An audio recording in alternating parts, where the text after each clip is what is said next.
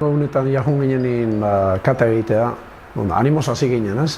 Ikusit ze bizitoki izen legezun dezea horregin, hasi ginen kata egiten da, eserretan azaltzen da, metro batea jau ginen, eta eserrez, haitz azaltzen ziren, hortzan batzu azaldu ziren da beste ezurren batzuk. Baina gizona rasturik eta eserrez.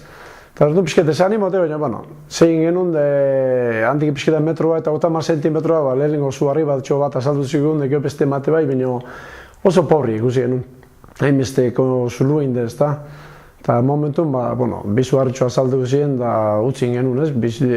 Gizona bizi zala, mintzet, bazeon, zera bat. Eta geroko abertze esate ziun ze espero genuen, momentun horrexe utzin genuen, eta tapau, zulu eta keitu aldenik genuen. Ez ginen konforme galdi gozatetan bezala, eta barrun bepetza genuen beste kate bat itea, ez? Arrutzo, onutzo, nun bezilik ezun, etzan toki ego izena, argi gitzagolako, barroko zala hortan. Normalena zan, kanpo bizitzie, kanpoko zala hortan. Zatik ez zuertin gora bera, kirilda bat jogo genuen, barroa jo ginen, kate bat ingenuen, eta are hondik kanpoko baina antzu gozan. Kanpun ezurra azaltzen bezala, otren zoze, barron ez da ezer eta lur hori antzu bat azaltzen zan, eta ezerretzikun azaldu.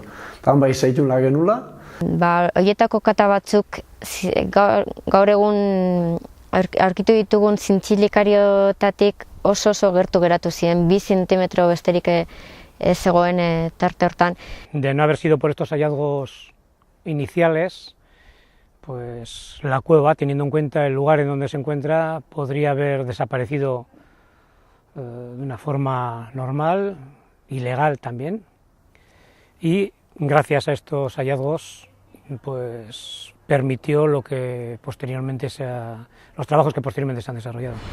Bueno, esan behar dana da, ohituta gaudera ikustera indusketak, batez ere historia horreko indusketak aitzuluetan. Horrek ez du esan nahi gizakia aitzuluetan bakarri bizitzen, baizik eta, guretzat errazagoa dela aztarnategi mota horik aurkitzea. Hau da, konturatu bergera aire zabalean bizitzenen, hau da, aitzuletatik kanpora egon daitezken bizilekoak bilatzea oso zaila dela, eta orduan aitzuluak errazago aurkitzen dira. Bestalde batetik aitzuluak badute beste abantaila bat, eta da toki horietan zenbait aztarna mota esate bateko ezurrak eta kanpoan baino askoz ez hobetoago konserbatzen direla. Eta horrek informazio aberastu egiten du.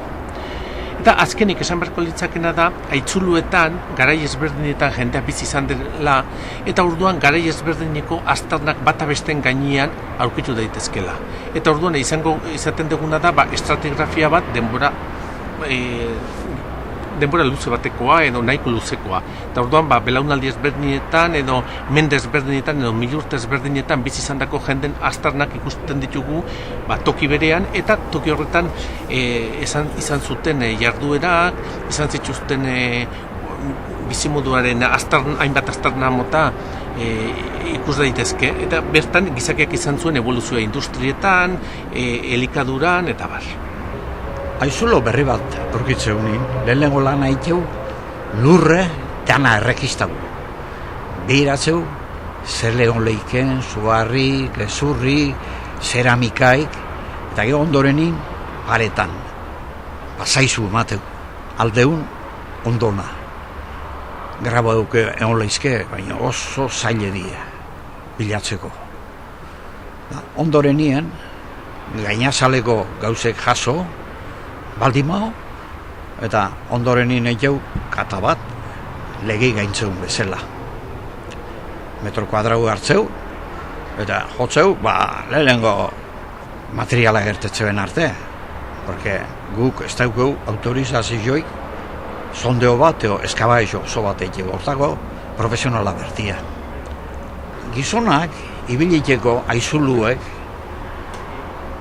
zautzeie, katak egin, ertetzen mabe tresnak, gizonak jandako ganauen ezurrek, orduan ikusteaia gizona zulo hartan bizi zentzala. Gizonak jandako ganau ezurrek dila nola dakiun, gizonak etzun ezur ondik lagatzen, mune jatezizkon, eta txiki gutezitun. Orduan, gizonan abitaizo baten, bizileku baten azaltzeiek ezurre txiki dute.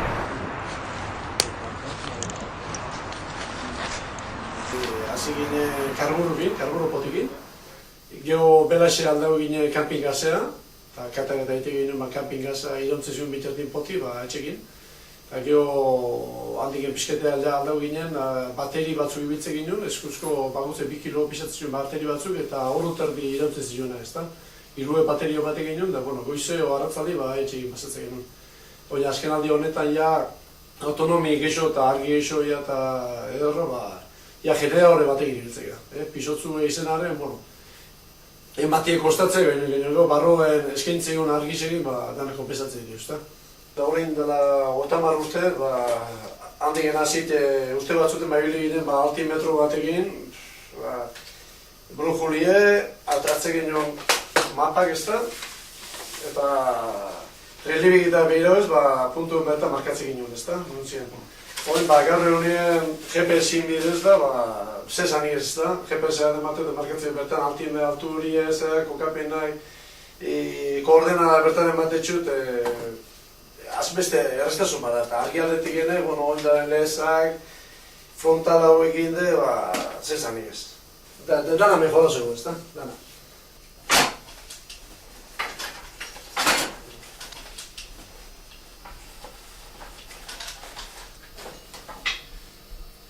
Beste aurrera paso handi bat eukiduna da, kata bat egiteakuen, gertarrik ezaguna, aiz bat handi bat azaltzie, o troskazioin batzua azaltzie, ez da? Txikillo bat tresneria honekin, handi gire behau izaitzen dut puskatzen, baina lehen gara bat azaltzen bat zigun, igure iru bat egunek jaldun berko gero hau egin puskatzea, eta gara egunik berriz, emetak generadore bat, bai argi egiteko, eta bai beste tresneri bat entxufatzeko ere, esate baterako. Mailu nematiko hau, argindara egin ibiltzena, erreste eguna dana, zesan ez, eta? Bitzi bat edo.